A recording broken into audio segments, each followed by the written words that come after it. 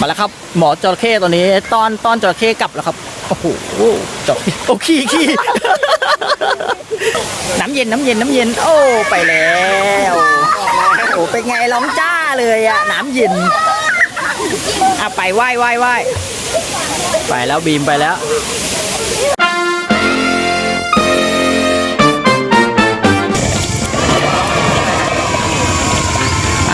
สวัสดีครับตอนนี้เราอยู่กันที่น้ำตกเอราวัณนะฮะนี่ตอนนี้น้องบีมก็เตรียมพร้อมแล้วก็ไปเอารถลากของใครมาไม่รู้เอามาเล่นเอาไปคืนเขาก่อนบีมเอาไปคืนเขาก่อนเดี๋ยวเราเดินเข้าน้ำตกกันเดี๋ยวดูซิเขาไปเอาของใครมาอ๋อไปเอาที่ป้อมมาอ๋อสะพายคีบต้องรับผิดชอบคีบตัวเองนี่บรรยากาศระหว่างการเดินไปนี่ไงชั้นหนึ่งไหลคืนลังระยะทาง500เมตรบีมเดินไหวไหม500เมตร10นาทีเดินไหวแล้วครับตอนนี้เดินมายังไม่ถึง10นาทีแล้วครับน้องบีมเริ่มออกอาการแล้วครับจะกินน้ำจะพักร้อนเหนื่อยเพราะเราต้องเดินไปครึ่งกิโลนะก็ไกลพอสมควรนะฝึกความอดทนแล้วบอกจะเป็นทหารโหก็หน้าร้อนนี้เหมาะแก่การเที่ยวน้ำตกอากาศร้อนเราต้องมาหาน้ำเย็นๆกระโดดตุ้มเอ้าโชว์ความแข็งแรงน้องวิมวิ่งแบบทหารโอ้โหครับพอเห็นกล้องสู้ตายเลยครับเป็นไงโอ้โหไปแล้วโอ้แล้วแม่บีตามไม่ทันแล้วโอ้โหอ๋อมาแล้วรอด้วยเร็วรีบเดินเร็วเนี่ยเสียงไม้ไผ่ลั่นดูสิมันโดนลมอ่ะมันหนังกวักเดี๋ยวมันจะถล่มลงมาเร็ววิ่งมาเร็วโอ้โหมาแล้วไปน้องๆเวลาใกล้ถึงอ่ะเราจะได้ยินเสียงน้ำตกนะตอนเนี้ยเราได้ยินเสียงน้ำแล้วดูสิเห็นไหมได้ยินเสียงน้ำตกแล้วโอ้พอเข้ามาถึงข้างในแบบอากาศเย็นทันทีเลยอะโอเคตอนนี้เราถึงแล้วชั้นที่1ไปได้ยินเสียงน้ำแล้ววันหนึ่งฉันเดินเข้าป่านี่ไงน้องๆเจอแล้วเจอน้ำแล้วนี่เห็นไหมเดี๋ยวป้าลงไปดูสิจะมีรู้สึกมีจิ้งเหลนเต็มเลยแล้วมีใบไม้โอ้นี่ไงป้ามาแล้วป้าเจอน้ำตกแล้วน้องๆโอ้เย็นนี่มีแอ่งเล่นได้โอ้ถึงแล้วน้ำตกโอ้น้ำแบบใสมากๆเลยอ่ะนี่น้องๆตอนนี้ป้าอยู่ที่ชั้น1นะเดี๋ยวเราจะไปชั้น1เพราะว่าน้ำมันค่อนข้างจะขุ่นเนี่ยบริเวณตรงนี้คนน้อยด้วยเดี๋ยวเราไปกันต่ออีกที่หนึ่งอีกชั้นหนึ่งนี่ดูสิมีปลาตัวใหญ่เบ้อเริ่มเลยนี่น้องๆดูปลาเลยก็รู้นั่นว่ายไปแล้วโอ้ว่ายเต็มเลยดูสิโอ้ธรรมชาติสุดๆเลยอ่ะนี่ปลาเดินมาถึงอีกตรงอีกโซนหนึ่งดูสิมันมีลิงด้วยโอ้ลูกลิงโอ้ตรงนี้มีลิงไปเราดูสิน้ำตรงนี้ไม่ค่อยใสนะน้องๆน้ำขุ่นได้เห็นปลาชัดจากมุมบนนี่ปลาอะไรไม่รู้ลิงโอเคตอนนี้เราก็ปักหลักแล้วนะเราอยู่กันที่ชั้น3น้ำตกเอราวัณนะเดี๋ยวเราจะเล่นน้ำกันชั้นนี้เพราะว่าเห็นไหมมีแบบเวิร์กน้ำกว้างแล้วก็มีปลาด้วยตรงเนี้ยดูสิปลาตัวมันเริ่มเลยอะเดี๋ยวตอนนี้ให้น้องบีมใส่ชูชีพก่อนชูชีพปลาฉลามเดี๋ยวแม่บีจะอุ้มน้องบีมลงนะนี่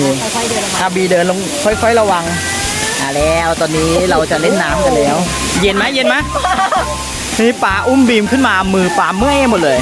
โอ้ปลามาตอดโอ้มีปลาด้วยโอ้นี่น้องๆดูสิปลาต้นขาแม่บีลุมกันใหญ่เลยปลาอะไรเนี่ยดูสิมาเต็มเลยโอ้น้ำเย็นโอ้ไปแล้วโอ้เป็นไงร้องจ้าเลยอะน้ำเย็นไหมเย็นจริงไปไหว้ไป แล้วบีมไปแล้วหนาวไหมหนาวไหมอุ้ยดูน้องๆปลาตัวมันเริ่มเลยอ่ะมาแบบใกล้เรามากเลยอ่ะบีมบอกเย็นนี่น้องบีมว่ายไปถึงตรงนู้นแล้วโอ้อันนี้ก็เล่นน้ำก็ยังสนุกสนานดูสิถ้าให้แม่บีไปอยู่ใต้น้ำตกนั้นคงแบบว่ามันน่าดูเลยเจอ FC กาญจนบุรี มาถ่ายรูปกันนี่เราเดินลงมาเล่นที่ชั้น1เลยเพราะว่าน้องบีมเมื่อกี้ไปเล่นชั้น3น้ำลึกแล้วน้ำเย็นมากเขาไม่ค่อยเล่นด้วยนะก็เลยลงมาเล่นกันที่ชั้น1โอ้ตรงนี้ก็น่าเล่นนะดูสิโอ้น้องๆนี่ป๋าลงน้ำได้ด้วยอ่ะตรงเนี้ยโอ้แจ๋วเลยอ่ะเนี่ยน้องๆเนี่ยป๋าเดินมาตามน้ำมันก็จะมีปลาตัวใหญ่โอ้ดินี่ปลามาขอของกินดูสิเนี่ยอุ้ยปลาตะขาน้องๆเห็นไหมเห็นปลาไหมโอ้ดูปลาไปแล้วน้องบีมเดินมาตรงนี้ได้เลยเดินมาหาปลาได้เลยอ่ะดูสิมีปลาด้วยโอ้ดูนาดีเห็นไหมยังเล่นน้ำได้ตรงนี้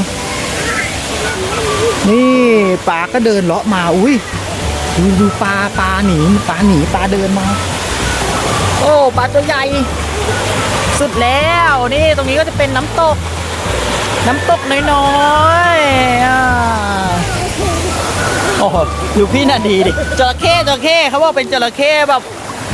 ว่ายน้ำมาดำน้ำตื้นปึ๊บ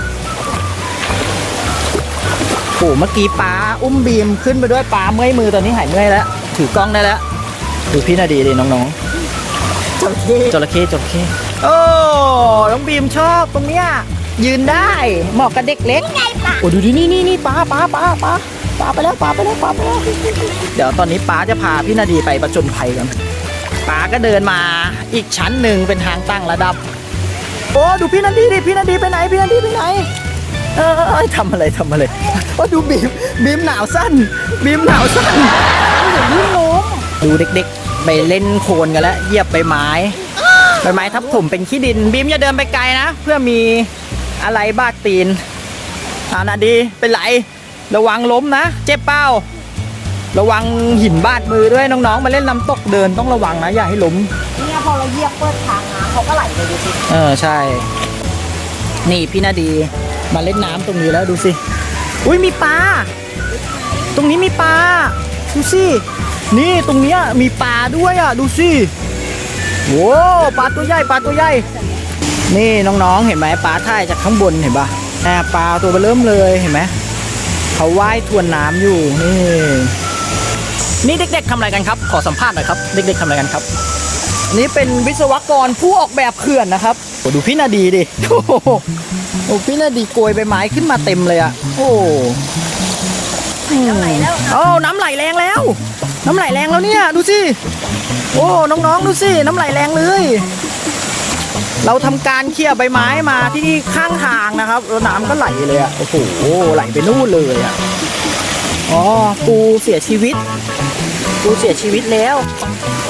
เนี่ยปูน้ำตกสงสารเขาตายเองนี่เมื่อกี้พี่นาดีแบบเดินก้าวพลาดดังตุ่มเลยดีนะหัวไม่ทิ่มไหนจำลองเหตุการณ์เมื่อกี้ทำเป็นไงนาดียังไงแบบเนี้ยเหรอ เสียงหนังดังตุ่มโอ้ถ่ายไม่ทันนะเมื่อกี้แต่น้องบีมเขาบอกว่าให้พี่นาดีทำอีกรอบหนึ่งนาดีโชว์ว่ายน้ำเป็นจระเข้ให้เพื่อนๆดู1 รอบไปแล้วครับพี่นาดีโชว์ว่ายน้ำแล้วโอ้โหไปแล้วเป็นจระเข้นะว่ายน้ำเป็นจระเข้นะน้องบีมเป็นชาละวันไปแล้วครับชาละวันไล่จระเข้ไปแล้วครับโอ้โหไว้กลับมาโอ้ยจระเข้มาแล้วอ๋อใช่หมอจระเข้เขาจะมีไม้ไงอาปากจระเข้อาปากเจอ FC ด้วยมาแล้วครับหมอจระเข้ตัวนี้ต้อนจระเข้กลับแล้วครับโอ้โหจระเข้โอ้ขี้หมดเวลาแล้วครับเด็กๆขึ้นมาได้เดี๋ยวเราจะไปที่พักและเลคเฮฟเว่นปะวิน้องๆระหว่างที่เราเล่นน้ำตกดูสิ แล้วมันตัวอะไรตัวเงินตัวทองเนี่ยโอ้แลบลิ้นด้วยบีมดูไปแล้วโอ้ยดูดิดูเดินเขาจะไปไหนนะป๋าตามไปดูดิเขาไปไหนนะเขาไปหาอะไรกินไปหาอะไรกินบีมเห็นเปล่าน้องๆดูสิเขาจะไปไหนดูสิไปแล้วค่อยๆเดินแลบลิ้นแปลบเด็กๆมามองใหญ่มากบีมแลบลิ้นยังไงแปลบ เหมือนงูอ่ะแลบลิ้นเหมือนงูบีมบอกโอ้ไม่กลัวขนด้วยเนี่ยยังไม่ไปไหนเลยเอาถอยหลังมาแล้วบีมเอามันมาหาบีมนะเนี่ยมาเจอเบนเราเป็นเพื่อนนาย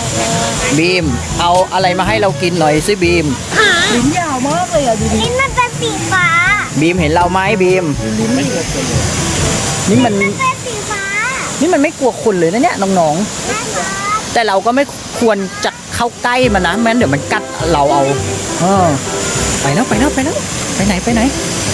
ไปหาอะไรกินเขาป่าไปแล้วเอาเขาลงน้ำไปแล้วว่ายไปแล้วโอ้ว่ายไปนู้นแล้วนู่นว่ายไปนู้นแล้วน้องๆโอ้โหไปไกลเลยว่ายเหมือนจระเข้เลยอ่ะเดี๋ยวตอนกลับเดี๋ยวเราจะนั่งรถกลับนะเราจะไม่เดินเดี๋ยวซื้อตั๋วก่อนเดี๋ยวเรารอรถมาแล้วนั่งรถกลับเพื่อความรวดเร็วเอาละครับตอนนี้รถมาแล้วเดี๋ยวเราขึ้นรถก่อนอันนี้เราขึ้นกันนะครับไปแล้วตอนนี้ไปแล้วรถของเราไปแกนี่นะครับบรรยากาศในการนั่งรถของเรานะครับนี่พี่นาดีกับน้องบีมนี่นั่งข้างหน้านี่ตรงนี้จะเป็นทางรถวิ่งนะเพราะที่เราเดินไปทางหนึ่งถนนตรงนี้จะแบบเป็นรถวิ่งโอ้เห็นป่ะ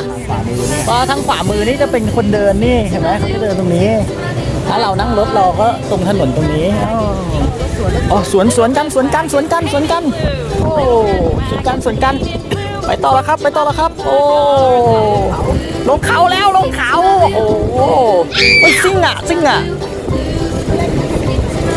สบายเลยใครไม่อยากเดินก็ใช้บริการรถนะครับผู้ใหญ่30เด็ก15 บาทบีมมันไหมบีมซิ่งไหมอุ้ยมีป้ายด้วยมีป้ายงูด้วยสงสัยมีงูเยอะเนี่ยซ้ายมือตรงนี้มีฝ่ายน้ำล้นดูสิเจ๋งอ่ะมีรถสวนกันสวนกันโอ้ตอนนี้ขึ้นทางชันมากๆน้องๆโอ้ทางชันดูสิรถของเราจะขึ้นไหวไหมโอ้ไหวก็หนักไปตอนนี้เชนเกียร์แล้วครับโอ้โหรู้สึกได้ถึงความลาดชันโอ้โหน่าเชิดโอ้โหวันนี้ปลาต้องเกาะไว้อย่างแน่นเลยอ่ะโอ้ถึงแล้วครับจอดแล้วถึงจุดหมายแล้วครับขอบคุณครับผมขอบคุณลุงมาส่งเราโอ้สุดยอดอ่ะไม่เมื่อยเลยอ่ะเดี๋ยวพาไปซื้อ